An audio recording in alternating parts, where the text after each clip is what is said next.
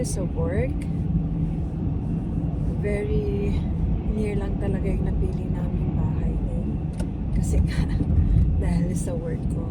Si Lawrence naman wala siyang preference kung saan kami titira before bago lumipat dito sa Calgary.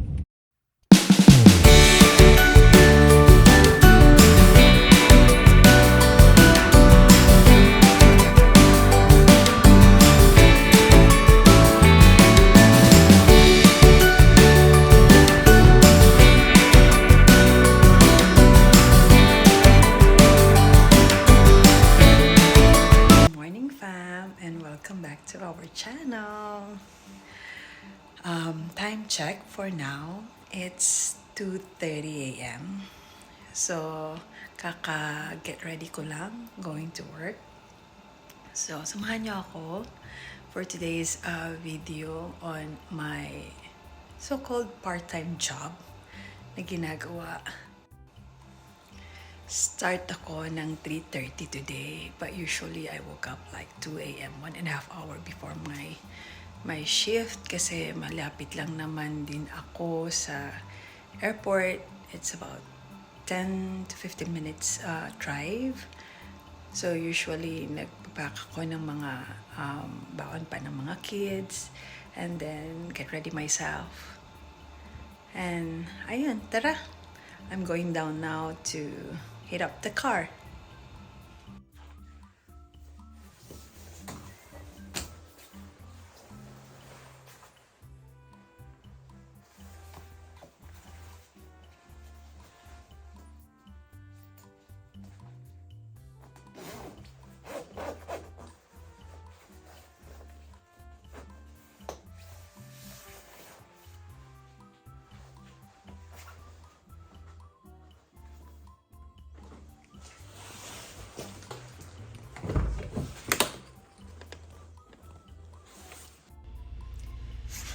So, nasa car na ako ngayon. We always do a heat up of the car, lalo ngayong winter. Kasi it's very important na i-warm up muna natin yung sasakyan. Usually, mga 5 minutes, wina-warm up ko muna siya bago ako umalis. So, usually, ito yung daily shift ko. 3 a.m. to 10. Pero sometimes I pick up shift kasi as I am a part-time pa sa work ko, it's very flexible. Pwede akong magbigay ng shift and pwede din akong mag-pick up. Yun yung kagandahan dun sa work ko as a part-time ngayon. Kasi nga, I always still want to be with the kids and spend more time with them. So, kaya part-time lang muna tayo. Medyo napapaisip na ako mag full-time pero parang iniisip ko, it's still hard to manage the time pag nag full-time ako. Lalo na maliliit pa yung bata. We need to pick up Daybon pa ng mga 11 a.m. sa kindergarten and ihatid ulit sa daycare. So, hindi naman always available si Lawrence kasi syempre, although work from home siya, pero may meeting siya most of the time. So, fortunate na rin kasi nasa saktuhan na pag pasundo na kay Davon is wala na siyang meeting. Pero pag nagkakataon na ganon, kunwari may mga importanteng project or deployment na meron siya, we make sure na wala akong work that time or either skip ni Davon ang kinder so all the way sa daycare siya, which is ayaw naman namin noon para hindi siya mag-absent sa kindergarten niya. Ayun, almost there. Itong shift na pinapasok ko is actually sobrang sakto lang din sa mga routine namin ni Lawrence kasi although medyo mahirap talaga siyang gisingan kasi 2 a.m. gigising na ako or 1:30 sometimes, kasi sometimes I start at 3. Ngayon 3:30 a.m. So kailangan ko ding matulog agad sa gabi. Sasabayan ko na yung mga bata. Tapos nahihirapan din si Lian kasi Lian is so clingy. So every time I woke up, nagigising na siya all of a sudden. So buti na lang ngayon medyo okay na siya kay daddy. So, pero umiiyak pa rin siya syempre. In mga first few 30 minutes or hour, hindi siya makatulog.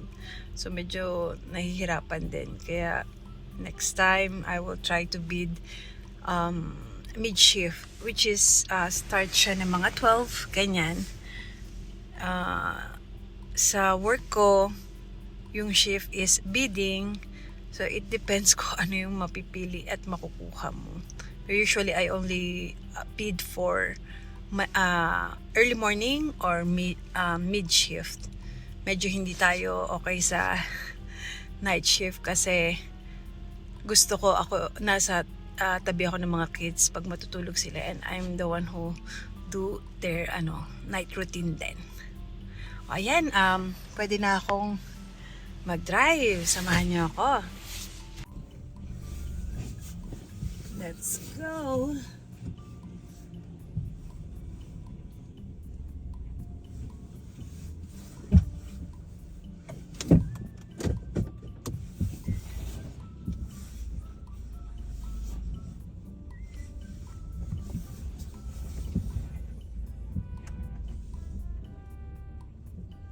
Siyempre madilim pa kasi madaling araw pa lang, pero medyo natutuwa na rin ako mag-drive ng ganito kasi walang masyadong tao and wala akong masyadong iisipin na sasakyan.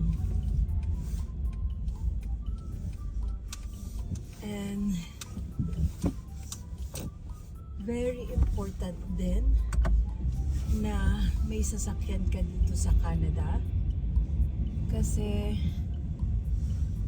gaya ng mga gantong circumstances, like may work ka na ganito, you really need a car para mag-drive sa trabaho mo. So, importante talaga siya.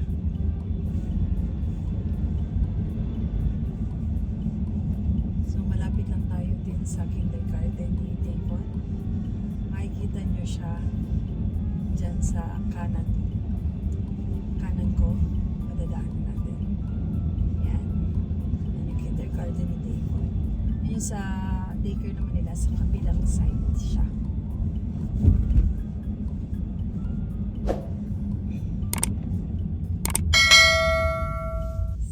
Ayan, walang sasakyan akong nakikita na kasalubong. Kasi nga naman, mag-aalas 3 pa lang ng umaga. And nasanay na rin ako mag-drive ng ganito. Kaya, okay lang din.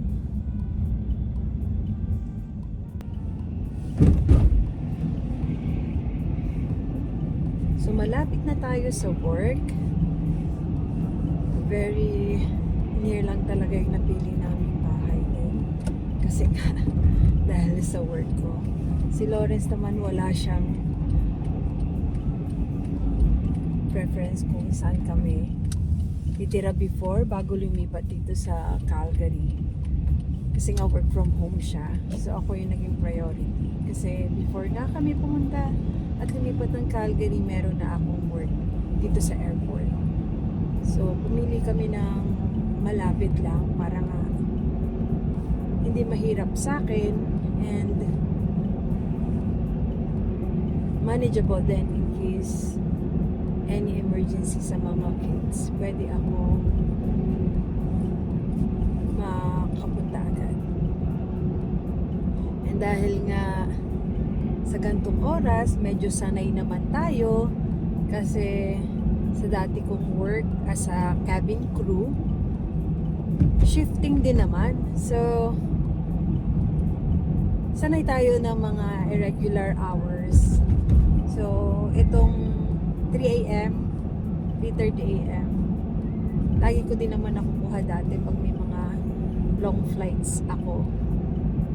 Siyempre, pag nag-work ka naman talaga sa airport din, 24/7 operating, so shifting talaga siya.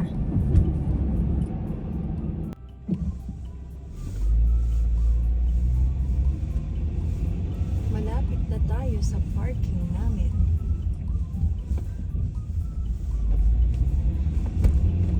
May designated parking ang mga empleyado sa airport dito.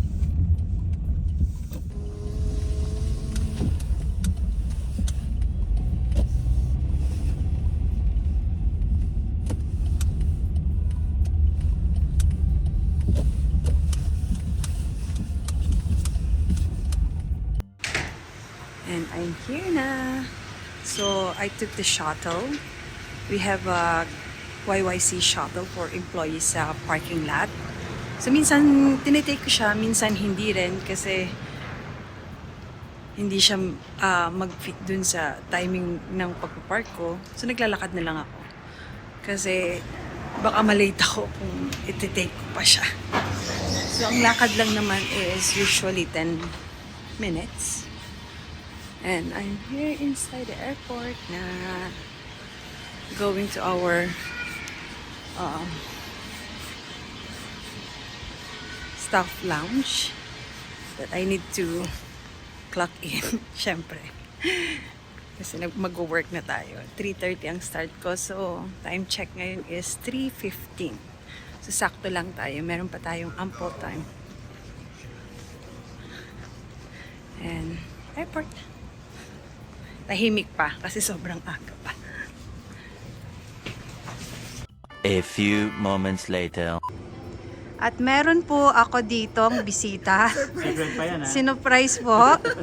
Hello, sis Hello. Emma and bro Alvin. Dito sa Canada. Hindi, biglang uwi. Hindi na talaga.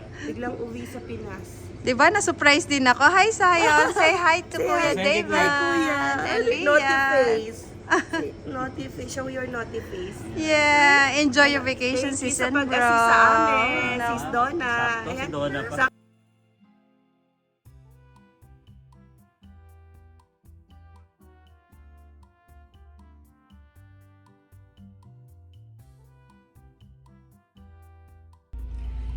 And we are done for today. Medyo late na nga ako. Dapat 10:30 ang tapos ko today, but it's already 11 past. Kasi delayed yung last flight na ginawa ko. So nag-extend ako ng another 30 more minutes.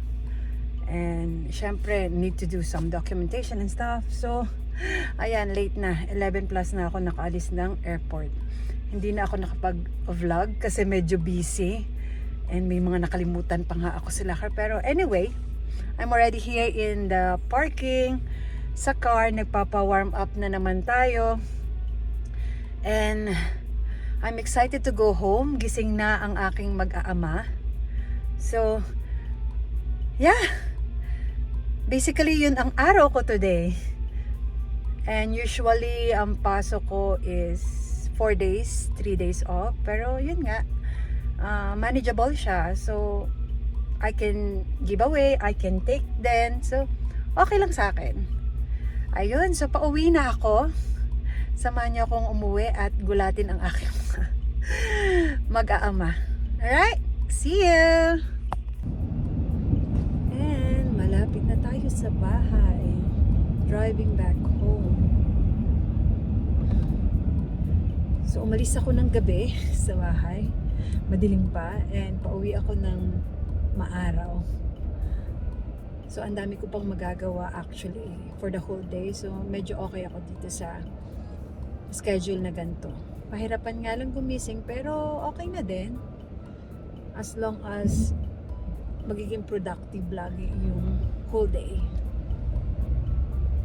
Lalo ngayong weekend, ma-enjoy ko pa ang mga kids. Hopefully, sa next schedule ko, makuha ko ang midday, which is gusto ko din. Kasi may nagagawa ako sa morning, tapos sa hapon, pag uwi ko, maasikaso ko pa rin yung mga bata. So, sana ma-approve ako sa next meeting ng schedule namin. And I can wait then kasi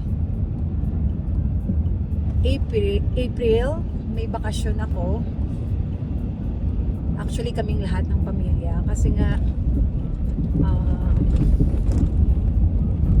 kasal ni Justin, and we will spending 2 weeks doon sa Australia, and it's our Alba Pam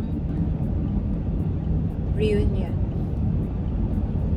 It's our Alba Fam reunion. Excited na kami. Excited na kami talaga. Kasi tagal na namin silang hindi nakikita. Siyempre, grown up na yung dalawang bata. Excited ang lolo at lola na makita sila. And siyempre, first time nilang makikita yung cousin nila in Australia. Anak ni Louis na dalawa din. So, nakaka-excite lang. Looking forward na ako sa April actually. But, bago yon, iniintay pa namin yung passport ni Davon. Kasi nga ni-renew namin, di ba? Para sa aming visa. And once nakuha na namin yon, apply na kami ng visa sa Australia, and dun pa lang siguro talaga magsisink in na we are going to Australia. Ayan, lapit na tayo.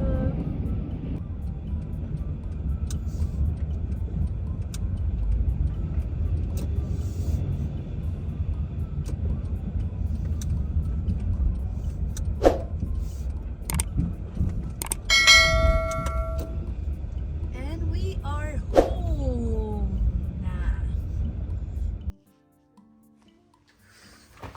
And you gulat, Mommy. Hi! And I'm home.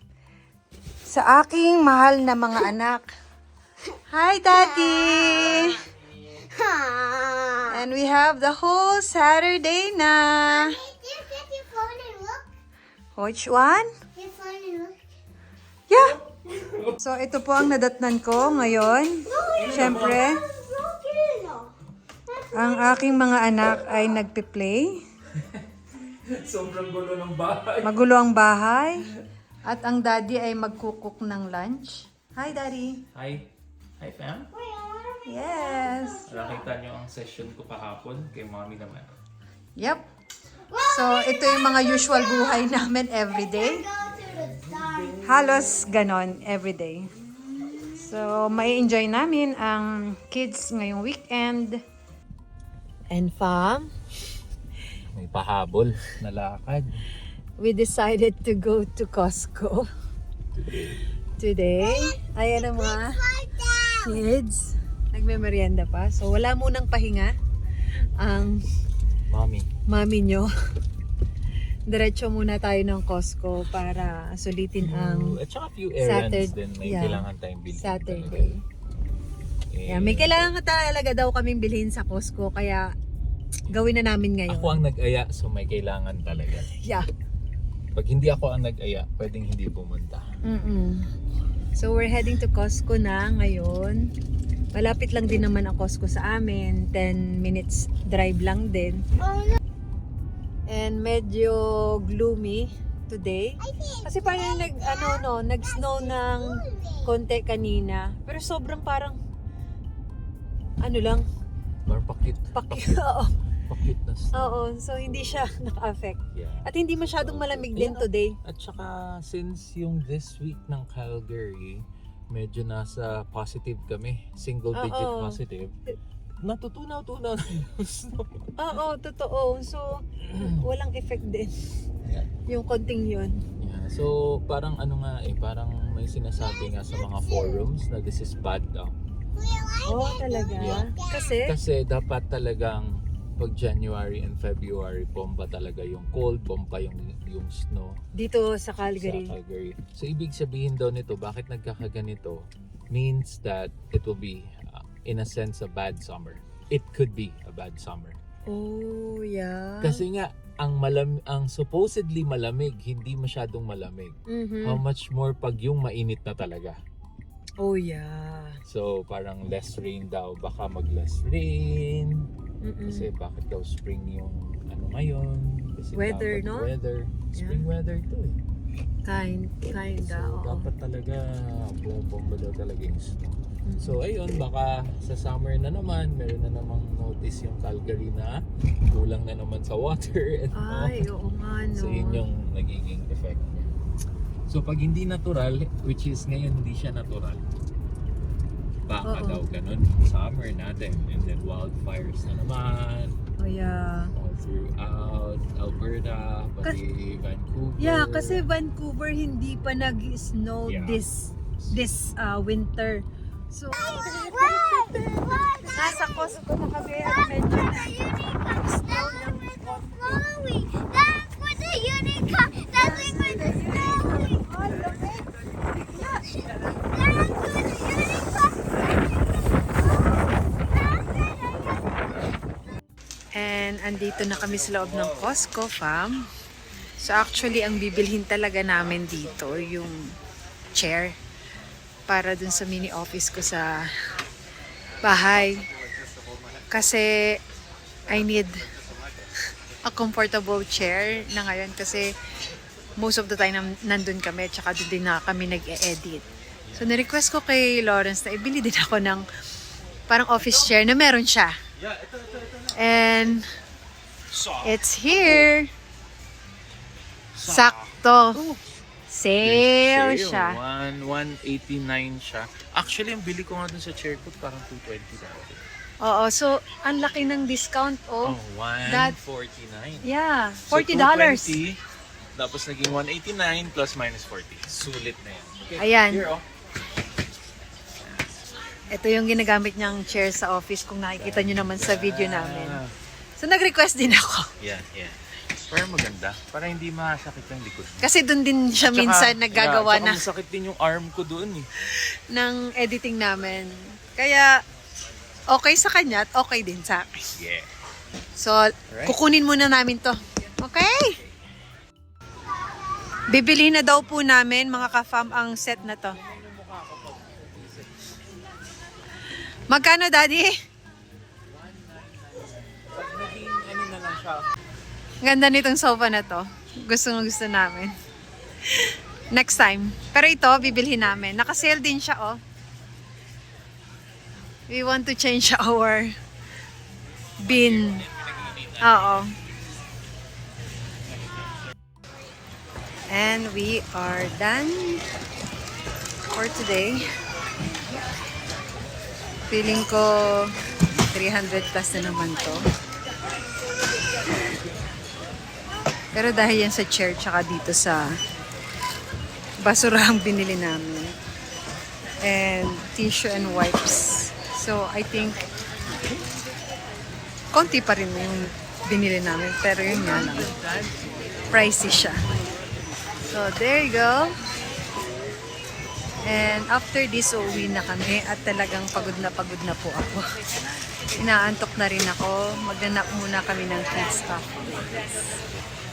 Right, see you, fam. And we're done. Kasha?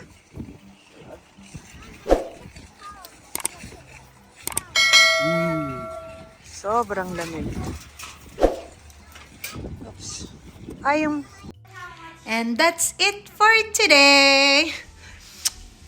Magpa-family time na muna kami, mga ka-fam. And thank you for watching. Please don't forget to share, like, and subscribe to our channel. And yung 80% pala na nanonood sa amin, we just noticed na hindi pa sila nakasubscribe. Please subscribe to us. Hang glue. Hang loose. No, Mommy, I want to do it. Hang glue. Okay. I want to see the whole picture. Yeah, there. Kangaroo. Okay. Bye.